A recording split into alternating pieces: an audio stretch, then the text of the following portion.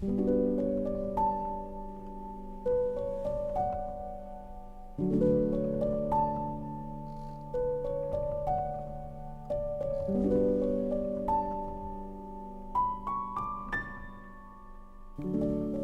guys, welcome back to today's video. My name is H.L. Ackerman. Today we are talking about my query package and how I prepare to query literary agents. If you're new here, my name is Hannah. I have a degree in editing and publishing, and over the past year I have been working on writing and revising a book called Villain Theory. That book is now complete at 108,000 words. It's a new adult fantasy about a villainous prodigy who is ready to claim the power she was promised. Her one final task is to find a hero, lead him on a quest, and defeat him in the end to prove herself worthy of a seat on the board of villains. Last we left off in December, Villain Theory was just waiting for final beta reader feedback. We got that right at the end of the year, and so on the very 1st of January of 2026, I jumped in at like 4 o'clock in the morning. So it had been the new year for about 4 hours, and I was just way too excited to sleep.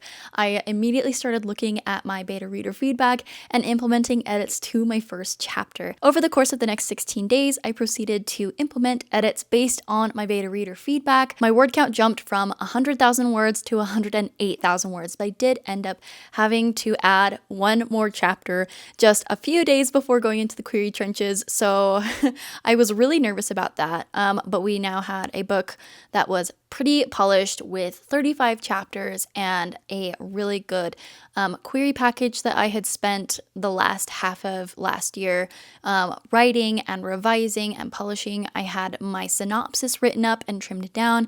I just had all of these little materials and nitpicky things that were going to help me start into the query trenches with some intention and hopefully with a little bit more preparation than I had last time. There are a few different things I want to talk to you today about querying and how to prepare, and so I've just broken it up into sections. Feel free to skip around on the timestamps if you have one burning question and you don't really care about anything else. That's totally fine. You're welcome to do that. Otherwise, thanks for hanging out for the duration of the video.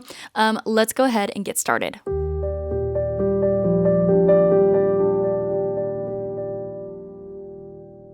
So the first thing I want to talk to you about is mindset and the kind of mindset that we need to have as a writer when we decide that we want to query a book. Because I have already queried a book before, I knew that I wanted to query this book as well. So that decision and that focus came in the very early stages of plotting and preparing to draft my novel. I spent a lot of time very intentionally looking at whittling down and sharpening up my one-line pitch. The one-line pitch is essentially an elevator pitch or a singular sentence that you can blurt out to describe what happens in your book. It doesn't give away everything, but it leaves enough intrigue while also providing enough detail that people can decide whether it's something they're interested in reading. I feel like the one-line pitch is an essential piece of marketing, regardless of whether you're going through self-publishing or traditional publishing, because that clarity and simplicity of language is what's going to help you appeal to the widest audiences and communicate your great story idea to the most people possible. If you're a hobby writer and you're not worried about finances, then that's totally fine. You don't have to refine your marketing messages. You can focus on just sharing the gist of your story and waiting for the right readers to find you. But if you are a career author or you're trying to become a career author, you do need to take into account how your presentation of your story is translated into sales. And sales happen when people understand exactly what they're getting from you. So this is the reason why I wanted to talk to you about the mindset around querying. A lot of people get confused or triggered around this because, yes, inherently storytelling is a very creative endeavor. It is a very passion-driven endeavor, and if you don't have passion for a story, you're not going to get very far. We also have to be very realistic about the mindset shift that comes once you decide that you want to query literary agents, if that's the route you take, or once you decide that you want to publish your book at all. At this point, you need to now be approaching it with a marketing mindset and with a salesmanship mindset. And that is what's going to not only help you find success and share your stories with readers, but also potentially fund your next book projects and allow you more time to experiment with your stories and to write new worlds that you've never known before. This is an essential piece of that, and it's okay to talk about it. It's okay to set financial goals, and it's okay to do the research, and it's okay to approach it that way. For me, the querying process began the moment that I decided I wanted to write this book. The moment I decided that I was going all in, that this story idea was enough to kind of push me through that drafting phase. It was gonna be tricky, but I was willing to put in the work. That is the point when I decided that I needed to be nailing down that one-line pitch. And throughout the rest of the drafting and revising process, I continually tried to make sure that each chapter, scene, dialogue, whatever it was, all wrapped around back to this one-line pitch, that it drove it home, that there was that through line, and every pattern broken and every theme that arose. I wanted it all to connect back to that one line pitch so that it was all encompassing. I have a lot more story ideas that are more complex and more multi-layered, but before I could even begin to tackle those, I wanted to know that I could master a very simple, straightforward, single POV story with all of the classic fantasy pieces involved.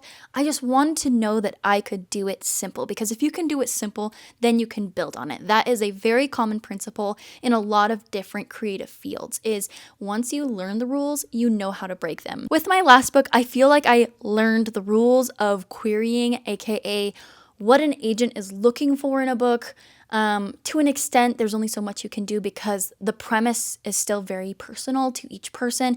It's going to differ from book to book. All of this to say, I'm preparing my mindset so that I can go into the query trenches like a lightning strike. I want all of my query materials. I want my manuscript. I want my synopsis, my one-line pitch. I want everything to be not just good, not just polished, but striking. I want it to be gripping. I want it to be loud, and I want it to be noticeable. And I think that to an extent we all try to do this. Sometimes I see authors approaching the query trenches like, this is about as good as I can do. I'm sloughing it off to someone else. Or this is the best work anyone's ever seen, and now I'm just going to send the first draft straight into queries and not worry about refining it. I'm not going to look up the rules for how to structure a query letter because I'm the one who's allowed to break them because my book is so good. And that certainly may be the case, but most of the time, literary agents are going to very much appreciate if you follow the rules of querying, aka if you come prepared. And I wanted to follow all of these rules to a T. I wanted to be the best possible salesman and representative of my own story so that they could also envision themselves being a representative of this story. That's kind of the mindset that I've developed. We're shifting from the creative into the sales and marketing side of it, and that is an okay mindset shift to have because that is how we are going to build our author career, one book, one page at a time.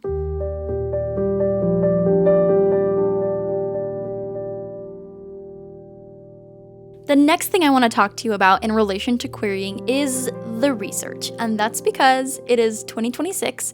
There is no reason why you should not be doing your research and educating yourself in this age of information so that you can go into the query trenches with the best possible chance, the best version of your query package. You can learn this stuff without taking a course. If you subscribe to my channel, I will continue to share what I learn as I learn it, and you will never have to pay for that. If you do want to support my channel, you can buy my workbook for writers, but no one says you have to, and I talk about all of the stuff in there anyway. That is just a mode of convenience for you that puts it all in one spot.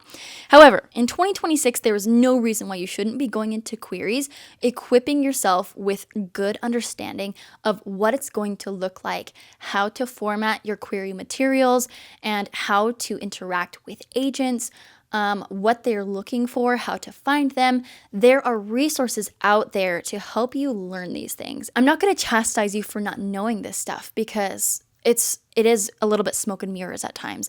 But I am going to encourage you to go out and seek learning, seek resources, and educate and prepare yourself properly so that when you go into the query trenches, you're going in like a lightning strike, and they will be blown away because they have never seen such an incredible query letter.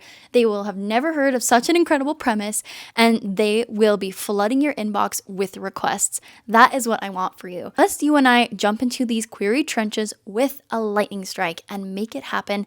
And I know that it will make a huge difference for you if you take the time to educate yourself. Find your literary agents that are going to be a really good fit, not just for your genre, but for your manuscript and for the way that you want to build your author career. I think that is something that often gets looked over. I saw a statistic that one of the biggest reasons that authors are rejected in the query trenches is because they are querying literary agents who represent the wrong genre. And that is something that research can help you fix. I think that research will help you cut down on your rejections. It will position you more advantageously in the trenches to know who you're querying, why they would be a great fit, personalizing your query letter for each agent, and just being very intentional, very thorough, and very educated on the whole process. We're in the age of information where you can learn anything if you set your mind to it. I really believe that, and I'm here sharing whatever I can to help you. So let's just do this together. Let's educate ourselves, and let's go out, perform the research, and then send the best queries that we possibly can.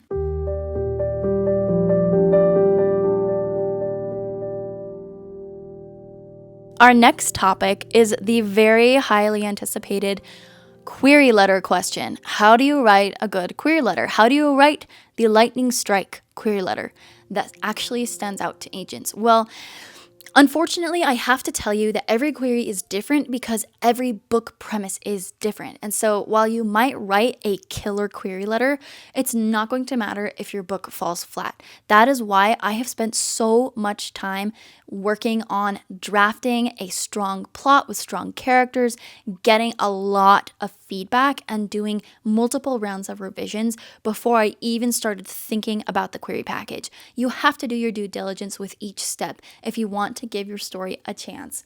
And I know that it's hard. I know that there are people that have more connections than we do.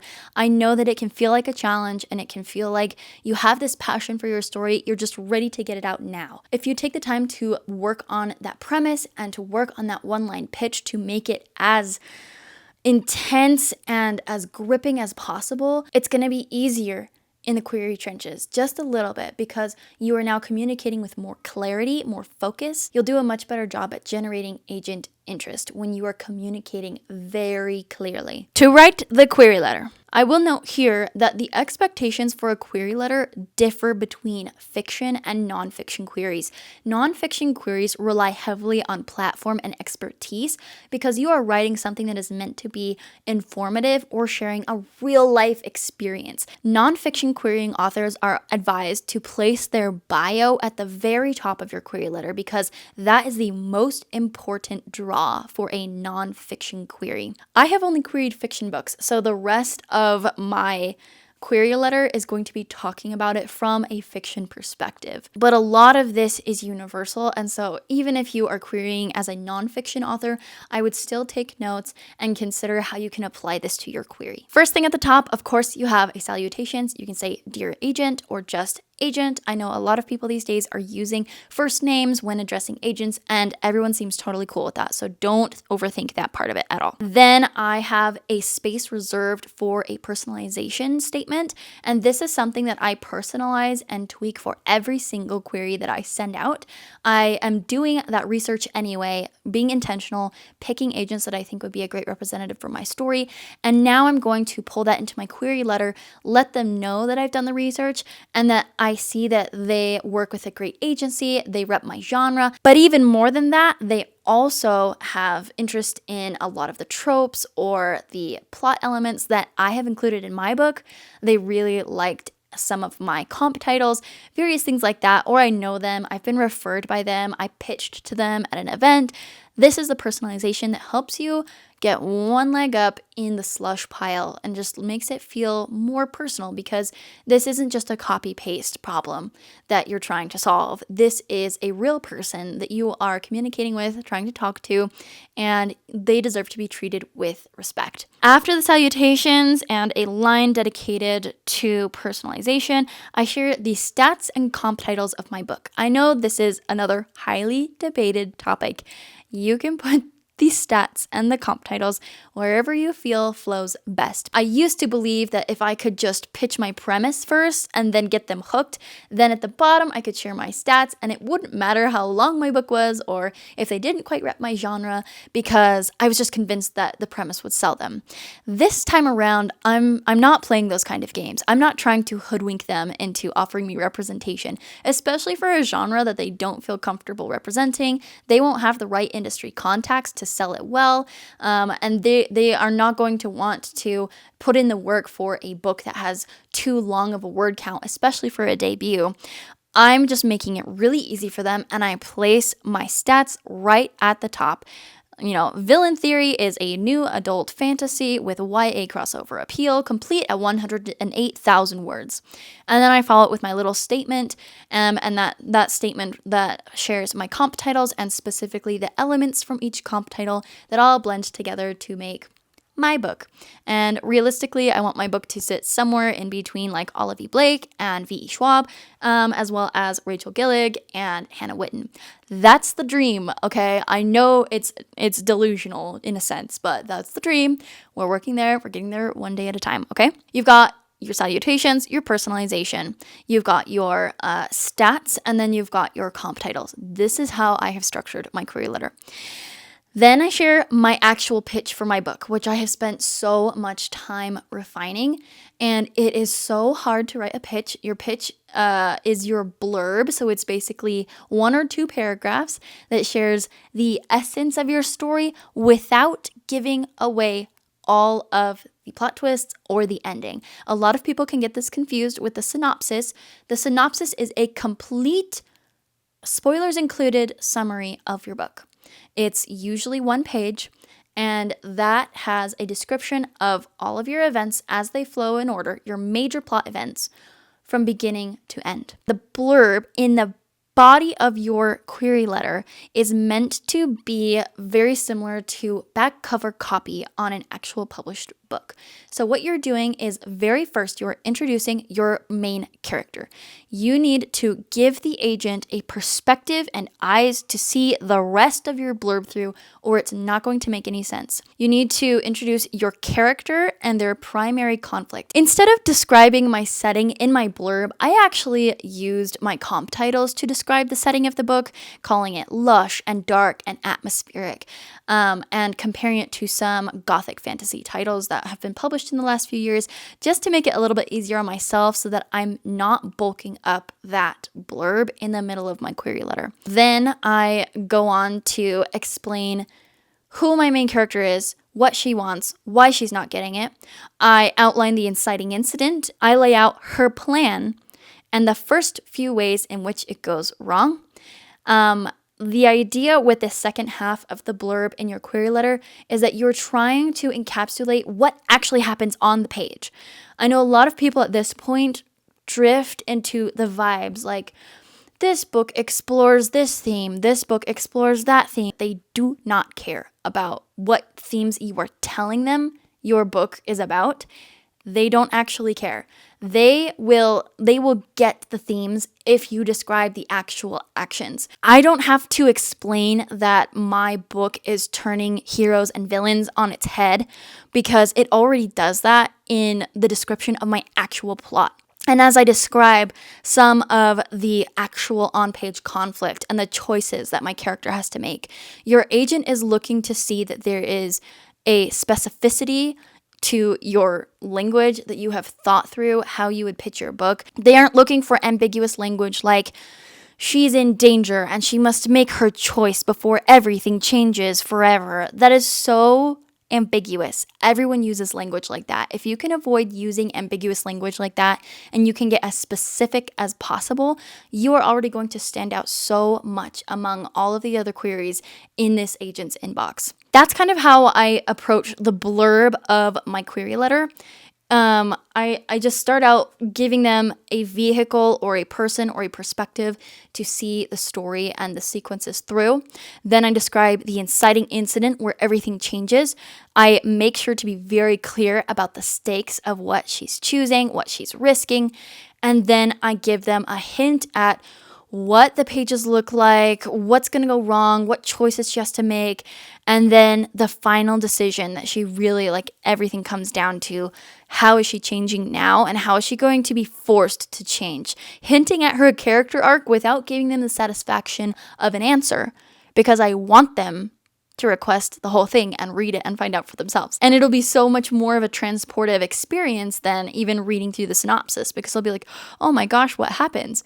The synopsis is a very brief overview that does not go into side quests or side plot. It just focuses on the progression and completion of the main plot and the main conflict and the main character arcs, and they are still not going to be satisfied when they read the synopsis. They'll just get an overview of what the plot is structured as. Then they will request the full because they're like, wow, I just have to read this book. I have to know what happens. I want to be in this lush, dark, atmospheric world. I want to see the choices she's making and how she does it wrong, and then how she works up to this final character-defining moment. I have to have it. Give it to me now. That's where you then say, the full manuscript is available upon request. Then at the bottom, because I'm a fiction querier, so my bio is not nearly as impactful towards signing with an agent and a book deal as it is for nonfiction authors.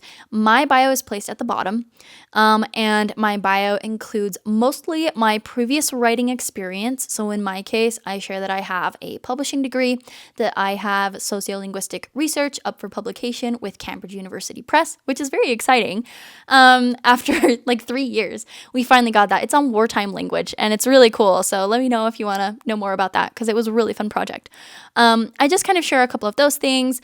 I also share about like that I serve as a board member on the Idaho Writers Guild, and just a few other things. I like to volunteer, a little bit about my personal life, that I like to paint and travel and spend time with my husband and my son, and one singular line sharing why I wrote this through my perspective and the perspective I'm sharing, that Talia was born from my experience as an eldest daughter, chasing like family expectations and the expectations of my community, but also questioning and fearing if I was really the bad guy, if I was this villain, and fearing that everyone would see me as a villain beneath all of my deep, dark facades. And it's very silly when I think about it in reality, but it has turned it into a really interesting and I think a very captivating book. It's really just it's a fun story. I've really enjoyed writing it and working on it. That's kind of the gist of my bio, and then I thank them for their time,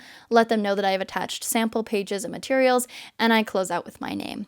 And is the most garbledy-gook explanation of my query package that I think I could ever give you. But there's that. I'm not actually going to share my official final query letter until I'm at the point where hopefully I've signed with a literary agent, and then I will share a Substack that actually goes in and dissects my query letter so that you can look at it. I know that those examples are so helpful. They've helped me so much, taught me so much. And I don't see any reason why we can't share in the community learning, helping each other learn through those things. So there's that. Other than the query letter, I would focus on preparing a one-page synopsis, because every single agent I have queried has asked for a one-page synopsis. Make sure that your manuscript is ready to go. Make sure that your sample pages are ready to go. And those sample pages are literally just your manuscript in 12-point Times New Roman font or equivalent, like standard font. Don't be fancy with the font, because I don't care. Double spaced for ease of reading. And then I have had people ask for the first 3 pages, 5 pages, 10 pages, 20 pages, 30 pages, 50 pages. and the first 3 chapters. So those are kind of the sections that I have it sectioned out as right now. And then I have a statement on my target audience and my target reader. I have a statement on my bio separately that has a little bit more information than what's in my query letter. And then other things that you want to keep in mind is they will always ask for your title and your word count. They will ask for your social handles and your website. If you have one, I highly recommend you do. And they ask, each one has slightly different questionnaires, especially if you're using Query Tracker, which I highly recommend. They will probably ask some variation of, did you use AI for this project? Has this project ever been submitted to a publisher? Have you ever been represented by an agent before? These are little questions that take like 5 seconds. You can click yes or no. And the best thing about Query Tracker is that then it remembers your last answers, so you can repopulate the fields with a new query and then just make sure that you are making adjustments and adding in that personalization for each agent. That is the process of putting together my query package. I have been doing research on a few different tools. I use agency websites, of course. I also use Manuscript Wishlist, which is a website that allows you to go on and see what all agents are currently looking for in terms of genres and tropes, those kinds of things. So it's very helpful. Of course, Query Tracker is a fantastic resource. I am using the paid premium version right now, and it is just fantastic. I am a big data nerd. I love seeing the data and watching the query response rates and looking at submissions and those kinds of things that I get to see as a premium member. It's just been a really great resource, definitely worth it in my mind. Same with Publishers Marketplace. Publishers Marketplace is a very expensive resource. I really think that it's been worth it to be able to look up the deals and the sales track of these agents that I am querying. It's a part of my essential research process, but I don't think that it's mandatory for you to be successful in the query trenches. It's just one more tool that I'm using. All that said, I hope that was helpful and not too scatterbrained. I will be sharing my full query letter as soon as I am personally out of the query trenches, and I will be following up next month with an actual update on my personal querying journey and how things are going, how many agents I've queried, etc., etc., etc. So be on the lookout for that video. Make sure, if you're not already, that you're subscribed down below. Leave a like if you found this video helpful or insightful at all, and let me know in the comments if you are planning to query soon, or if you've queried before, if you were a veteran in the query trenches, what you did to find success or things that didn't work for you. Let's learn together and educate each other so that we can all be representing our books with more clarity and more confidence going into the query trenches. Happy New Year from me to you. Thanks for stopping by on the channel, and I'll see you in the next one.